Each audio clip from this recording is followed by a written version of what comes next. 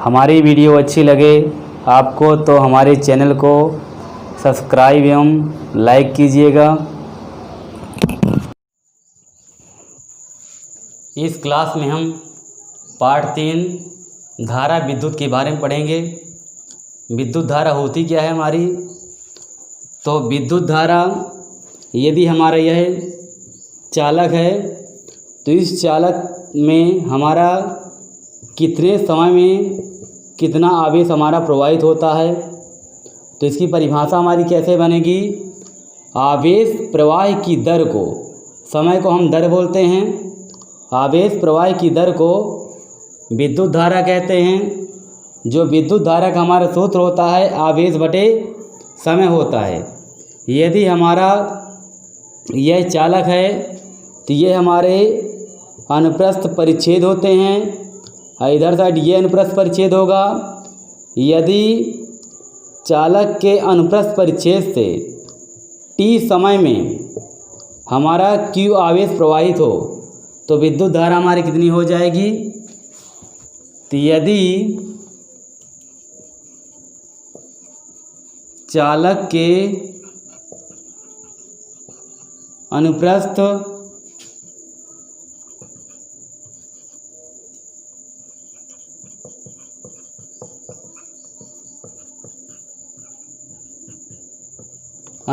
परिच्छेद से t समय में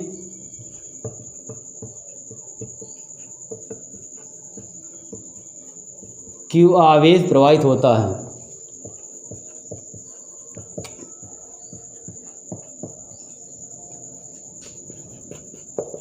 तो हमारी विद्युत धारा कितनी होगी। तो विद्युत धारा I बराबर हमारा हो जाएगा, आवेश को हम Q लिखेंगे, समय को हम T लिखेंगे। तो हमारा सूत्र बन जाएगा Q बटे T। इसको हम मानते समीकरण नंबर 1। यदि हम इसका मात्रक देखें क्या होगा। तो जो हमारा विद्युत धारा का SI मात्रक होता है वह एम्पियर होता है। विद्युत धारा का SI मात्रक एम्पियर होता है। यदि हम विद्युत धारा के SI मात्रक में एम्पियर को परिभाषित करना चाहें तो कैसे परिभाषित करेंगे। हमारा सूत्र क्या होता है, I बराबर Q अपान T। तो Q का हम Q चूँकि हमारा आवेश है, आवेश का SI मात्रक हमारा क्या होता है, कूलाम होता है। और समय को हम समय का SI मात्रक हमारा होता है सेकंड। और कूलाम बटे सेकंड को हम क्या बोलते हैं, एम्पियर। यहाँ पर हम कह रहे हैं यदि हम 1 एम्पियर को परिभाषित करना चाहें तो हम कैसे परिभाषित करेंगे। तो यहाँ 1 कूलाम 1 सेकंड 1 एम्पियर। तो यदि हमारा यह चालक है तो यदि हम चालक के किसी अनुप्रच्छेद, कोई भी अनुप्रस्थ परिच्छेद हो, चाहिए हो चाहे आपका ये हो, तो किसी चालक के किसी अनुप्रस्थ परिच्छेद से t सेकंड में, t मतलब यहाँ पर 1 सेकंड लिखा गया है तो यहाँ पर 1 सेकंड बोलेंगे। यदि किसी चालक के किसी अनुप्रस्थ परिच्छेद से 1 सेकंड में 1 कूलाम आवेश प्रवाहित होता है तो उस चालक में बहने वाली विद्युत धारा का मान हमारा 1 एम्पियर होता है। एक बार पुनः सुन लीजिए। यदि किसी चालक के किसी अनुप्रस्थ परिच्छेद से 1 सेकंड में 1 कूलाम आवेश प्रवाहित होता है तो उस चालक में बहने वाली विद्युत धारा का मान 1 एम्पियर होता है। तो यहाँ पर हम लिखेंगे यदि किसी, तो हमने क्या बताया, यदि किसी चालक में किसी परिच्छेद से 1 सेकंड में 1 कूलाम आवेश प्रवाहित होता है तो उस चालक में बहने वाली, तो उस चालक में हमारी क्या बहेगी? विद्युत धारा। तो उस चालक में बहने वाली विद्युत धारा का मान 1 एम्पियर होता है। तो ये हमारी क्या रही? चूँकि धारा हमारी क्या है? एक अदिश राशि होती है, तो हमने लिख दिया एक अदिश राशि है। तो ये हमारे क्या हुआ? 1 एम्पियर की परिभाषा रही।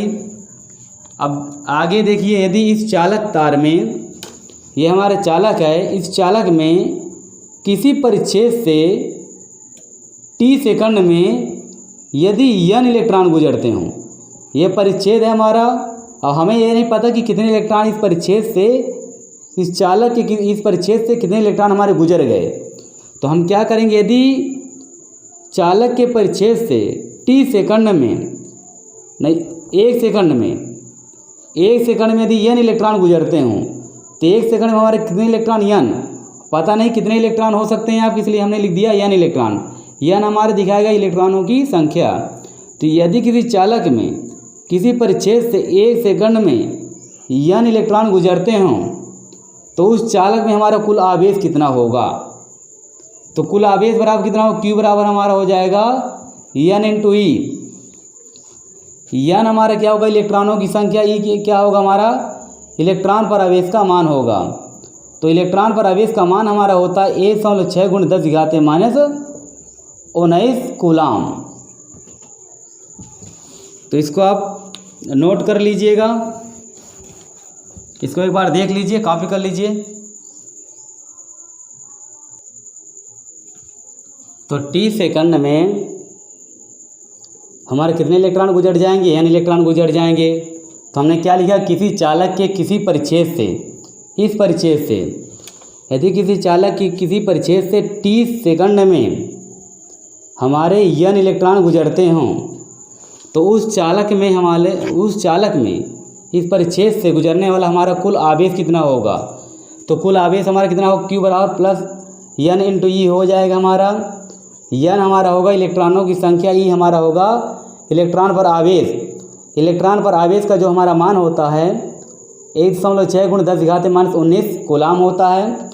यदि हम Q बराबर n × E है, तो हमने विद्युत धारा का सूत्र बताया था I बराबर Q/T। हम क्या करेंगे? इस Q का मान उठा करके इस Q के स्थान पर रख देंगे n × E। तो I बराबर आ जाएगा हमारा n × E/T। यह हमारा रहा धारा विद्युत। देख लीजिएगा इसको और नोट कर लीजिएगा।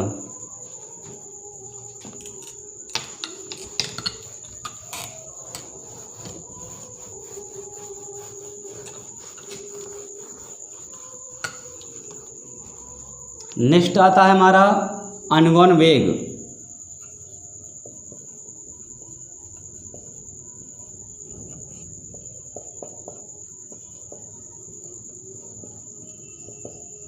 तो अनुगमन वेग क्या होता है हमारा?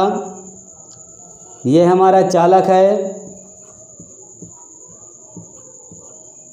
यदि चालक तार में हमारे जो इलेक्ट्रॉन होते हैं, जब विद्युत धारा का प्रवाह होता है तो इलेक्ट्रॉन हमारे एक निश्चित गति से आगे की ओर बढ़ते हैं। तो किसी चालक में इलेक्ट्रॉन विद्युत धारा के प्रवाह में एक नियत और औसत वेग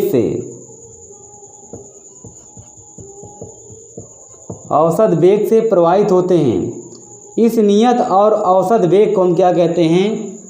अनुगमन वेग कहते हैं।